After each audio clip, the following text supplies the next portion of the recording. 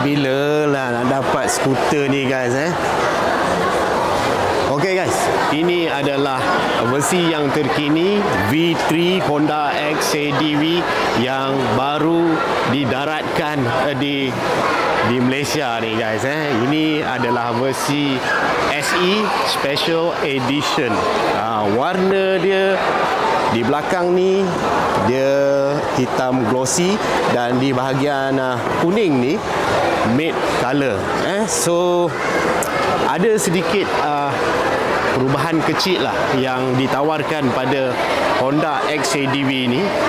Dia dah ditambah dengan cruise control katanya ketinggian dia juga direndahkan sedikit 10 mm dan rasanya tak banyak beza lah daripada 790 mm dan sekarang ni 780 mm. Jadi tak ketara dia punya perbezaan dia, masih still lagi look yang sama, keselesaan yang sama. Aku rasa dari segi ergonomik dia pun still sama dan meter, panel meter, cuma ada bahagian-bahagian reka bentuk dia yang dah dikemas kini, especially di bahagian hadapan dan bahagian tepi ni geng. So sekejap lagi aku tunjukkan detail, kita walk around dia sikit geng okay. Bahagian belakang tail light dia ni masih nampak sama lagi. Alright, cumanya kita tak boleh nak duduk dekat atas dia pasal yang ni show unit untuk dipertontonkan di IOI Putrajaya ni lah guys dan exhaust dia masih sama.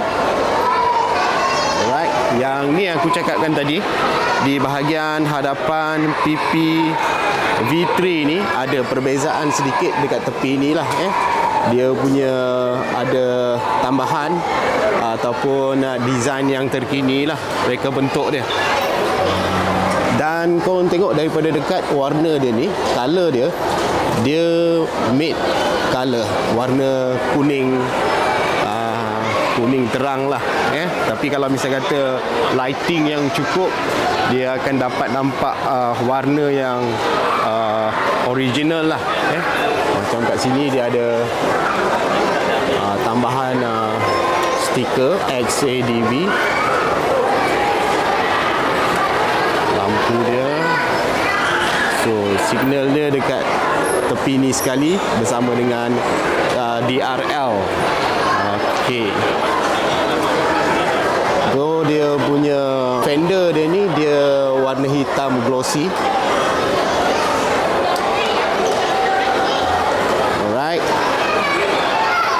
kita beralih pula ke sebelah sana sikit guys daripada sebelah sini.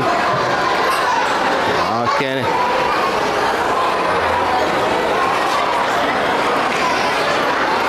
okey, masih menggunakan sistem brake yang sama, menggunakan kaliper brake Nissin dan yang ni daripada hadapan dia geng. Ni bahagian depan dia, bahagian pipi depan dia. Ini stiker dia yang aku cakap tadi. Ni lampu dia. Ni lah. Kecil lah geng, kecil kan. Okey, ni dia punya stripe dia macam bercorak macam tu lah warna kelabu dan hitam. Depan ni dia ada lagi satu stiker 750. Alright, begitulah keadaannya bila dekat-dekat. Okay, kita tengok sikit panel meter dia. Panel meter masih sama dan dah ditambah ataupun dikemas kini dengan cruise control lah guys Kita tengok sikit lah, kita cerita sikit bab cruise control punya button button dia dekat sini ni Pan. Dia just senang lah. Nak guna just switch on je kat sini sekali, dia akan appear dekat sana lah. dan dekat meter tu. Belah sini untuk kontrol belah lah dia punya speed tu. Alright, sana speed lah kan. Setting untuk kelajuan dia lah. Alright. Design button dia pun semua dah baru lah. Kalau dulu yang V2 ni dia tekan atas bawah kan. Dia slide macam ni.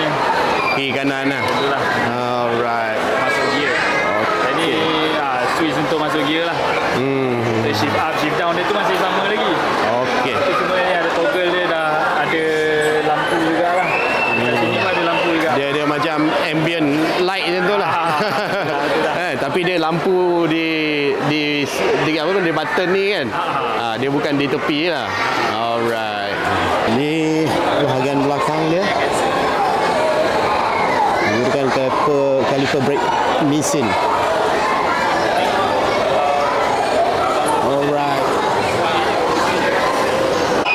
Okay, baik kita tengok bawah seat dia sikit. Okey. Yang ni helmet open face KYT lepas sebiji kan? KYT NFJ.